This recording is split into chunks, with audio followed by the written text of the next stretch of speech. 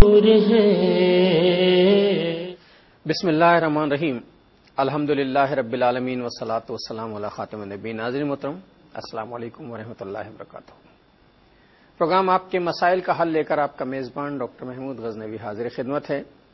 میرے ساتھ تشریف فرما ہے شیخ الحدیث مفتی محمد ابوبکر صدیق شاذلی۔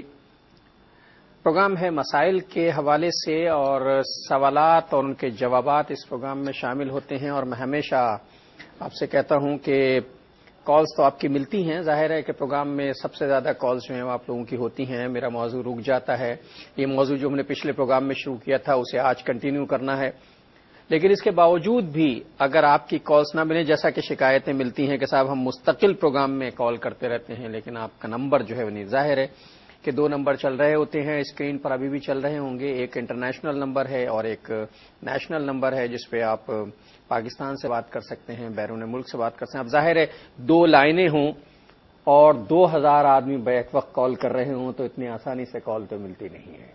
تو اس کا ایک سیدھا سا طریقہ ہے، ایک تو یہ کہ آپ ہمیں جو ہیں وہ خط لکھ دیا کریں۔ ہمارا پتہ ہے پروگرام آپ کے مسائل کا حل، ARYQTV D120 سائٹ کراچی، اور ہم آپ کی سہولت کے لیے ایک اہتمام اور بھی کریں گے انشاءاللہ کہ ای میل ہم آپ کو دے دیں گے اپنا انشاءاللہ بہت جلد، تاکہ اس کے ذریعے آپ ہم سے رابطہ کر لیا کریں۔ آپ کو یاد ہوگا پچھلا پروگرام جو ہے وہ کھانے پینے کے آداب کے بارے میں ہو رہا تھا، اور پروگرام میں بہت سی کال شامل ہوئی، اور مجھے یاد ہے کہ آخری سوال جو مفتی صاحب سے میں ڈسکس کر رہا تھا وہ یہ تھا کہ کھانا شروع کرنے کے اور کھانے کے آداب کیا ہوتے ہیں، اور ایک بات جو ہے وہ آ گئی تھی وہ یہ کہ لوگ جو ہیں وہ کھانا چھوڑ دیتے ہیں، مطلب چائے پیتے تو ہم فیشن کے طور پر کپ میں چائے چھوڑ دیتے ہیں، ہم پلیٹ میں فیشن کے طور پہ کھانا چھوڑ دیتے ہیں۔ تو یہ بات کی باتیں ہیں، پہلے تو یہ کہ کھانے کے آداب، کیا دسترخوان لگنا چاہیے یا کھڑے ہو کے ویسے ہی کھا لینا چاہیے۔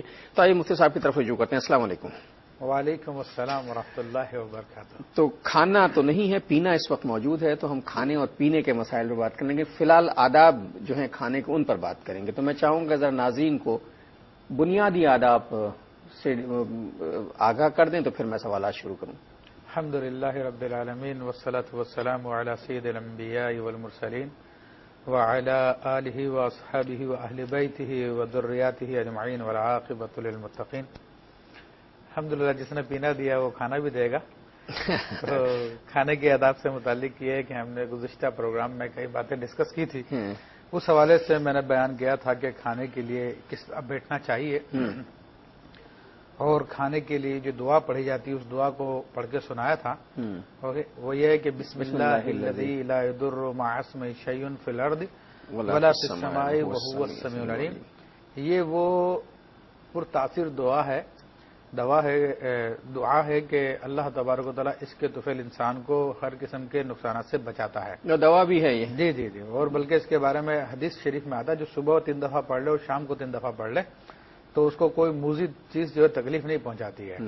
اور ایک مشہور واقعہ اس حوالے سے حضرت خالد بن ولید رضی اللہ تعالیٰ عنہ کا ہے کہ جب قلعہ فتح فرما رہے تھے تو وہ عیسائیوں کا قلعہ تھا، تو ان لوگوں نے قلعہ بند کر لیا تھا، تو ان کا پادری وہاں سے نکلا اور اس نے کہا کہ آپ اپنے اس محاصرے کو ہٹا لیں، ورنہ یہ دیکھیں میرے پاس زہر ہے، اور یہ زہر جو ہے میں یہ جو نہر بہ رہی ہے قلعے میں جا رہی ہے میں اس میں ڈال دوں گا، اور یہ اتنا خطرناک زہر ہے کہ پورے قلعے والے کو مارنے کے لیے کافی ہے، آپ کے ہاتھ کچھ بھی نہیں آئے گا۔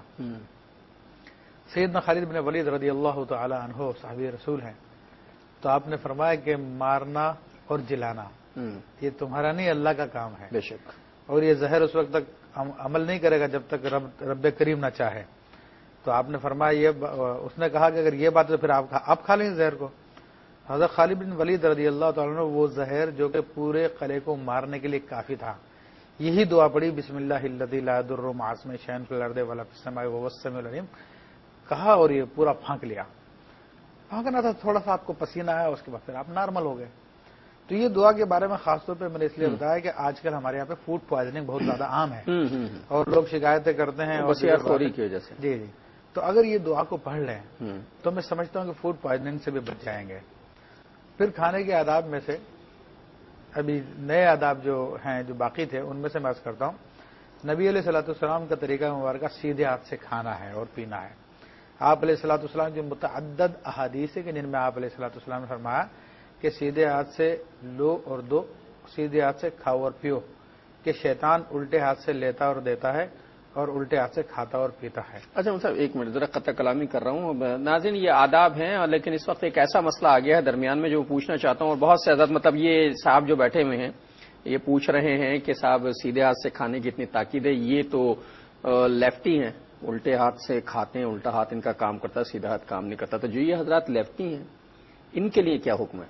देखिए, हुक्म सुन्नत तो बहरहाल सभी के लिए यही है, और अगर कोई चूंकि उल्टे हाथ से खाना ये पैदाइशी एक है, एक फिजिकल मसला, असल में एक हैबिट है ये, इसको हम ये नहीं कह सकते कि जनाब ये फितरत है।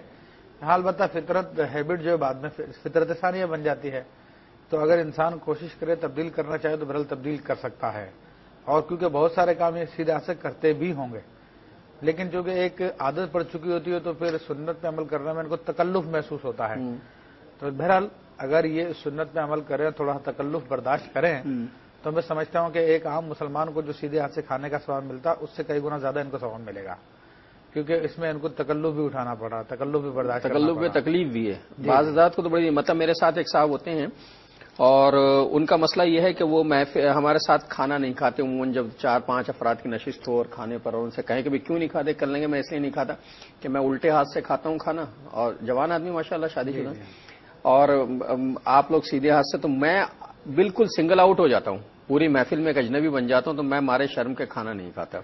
अब चूंकि बचपन से उनकी तरबियत में इस बात का ख्याल नहीं रखा गया कि बचपन में अगर हो सकता तब्दीली हो जाती, तो अब ऐसे आदमी के लिए क्या होगा? बहरहाल देखें, खाना उल्टे हाथ से भी जायज है, उसको हम हराम नहीं कह सकते, लेकिन अदब की बात है, जो अच्छी बात है, बेहतर बात है, अल्लाह को पसंद है, अल्लाह के रसूल सल्लल्लाहु अलैहि वसल्लम को पसंद है, वो सीधे हाथ इस्तेमाल करना है। ये एक कॉलर है मेरे साथ, इनसे बात कर लेते हैं। अस्सलाम वालेकुम। अस्सलाम वालेकुम। वालेकुम अस्सलाम। जी बहन, कहाँ से? मैं कराची से बोल रही हूँ, मिसेस अथर। जी, मेरा सवाल ये है कि बच्चों को कैसे समझाना चाहिए कि वो तकदीर पर अपना मुकम्मल पक्का यकीन रखें। बाज़ दफ़ा ऐसा होता है बच्चे ये कहते हैं कि ये काम अल्लाह के हुक्म से नहीं हुआ, हालांकि हर काम अल्लाह के हुक्म से होता है।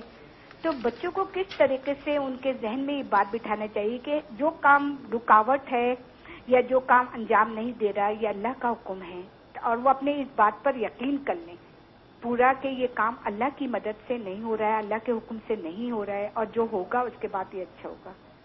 और दूसरा सवाल ये कि इस्तिखारा जब हम लोग दुआ पढ़ते हैं, इस्तिखारे की दुआ करते हैं नमाज के बाद, तो अगले दिन सुबह को हम लोग कुछ मुतमईन नहीं होते, सुकून नहीं पाते, और कुछ समझ में नहीं आता कि क्या करें, या इस्तिखारे की दुआ छोड़ दें बीच में या शुरू कर दें, फिर शुरू कर देते हैं इस्तिखारे की दुआ घबरा कर, और फिर ऐसा लगता है कि जैसे सुकून नहीं है और फिर बेचैन रहते हैं।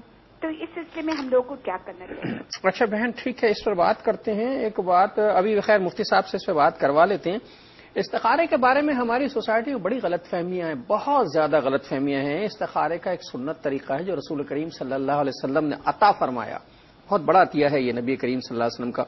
हमने पता नहीं इसमें बहुत सी चीजें ऐसी शामिल कर ली हैं, मतलब कुछ ऐसी चीजें हैं जो अभी खैर मुफ्ती साहब से बात कर लेते हैं कि साहब वो रात को ख्वाब नजर आना चाहिए और कलर नजर आने चाहिए, ये सब कुछ जरूरी नहीं है। इस्तिखारा अल्लाह से इआनत तलब करना है, और उसके नतीजे में जब अल्लाह से हम किसी मामले में मदद मांगते हैं तो अल्लाह ताला यकीन हमारी मदद। लेकिन ये जो तशफ़ी और तसल्ली वाली बात है, जी मुफ्ती साहब क्या फरमाते हैं आप इस सिलसिले? देखें, ये मतलब वो जो अल्लाह के हुक्म से हुआ और ये इस्तिखारे के हवाले से उस बात की मैं पहले वजाहत कर देता हूँ कि अल्लाह के हुक्म से बिलाशुबा हर काम अल्लाह के हुक्म से होता है, और हमें यही बात याद कराई जाती है, सिखाई जाती है, वल क़द्र खैरी व शर्री मिन अल्लाह ताला, अच्छी और बुरी तकदीर अल्लाह की तरफ से है।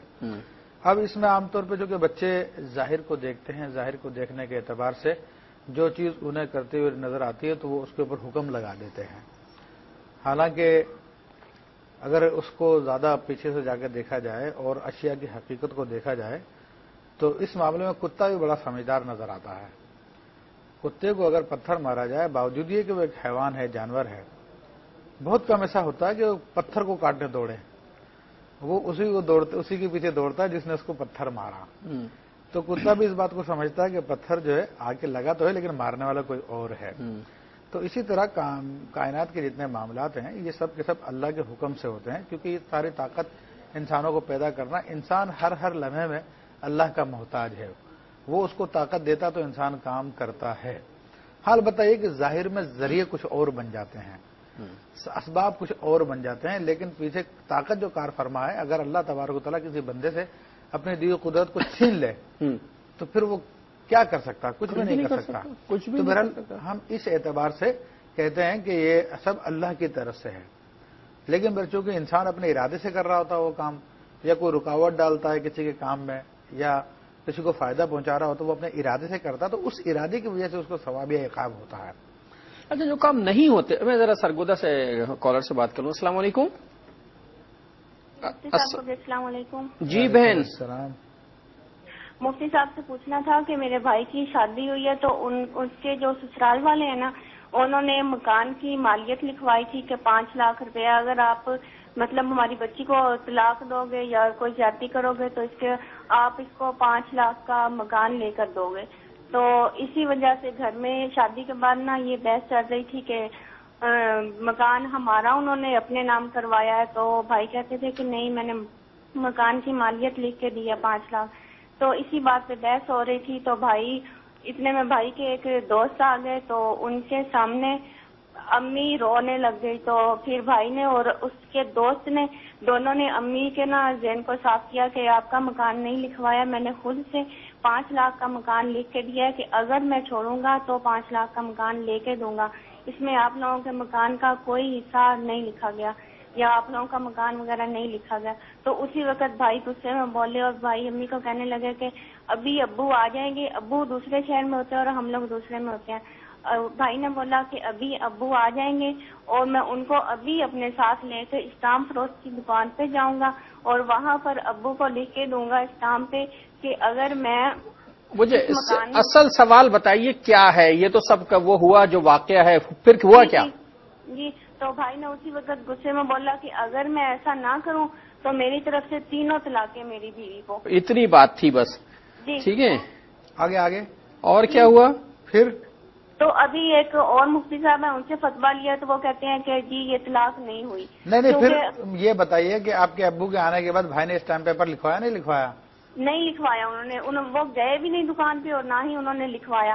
اور اب وہ مسجد میں بیٹھ کے قسم کھا رہے ہیں، وہ کہتے ہیں کہ نہیں جی میں نے ابو کو بولا تھا کہ آپ میرے ساتھ آئیں، میں آپ کو لکھ کے دیتا ہوں، لیکن ابو نہیں آئے، اس میں اب میرا کیا قصور ہے؟ اب میری تو طلاق نہیں ہوئی. چلیے خیر بات کرتے ہیں اس پر.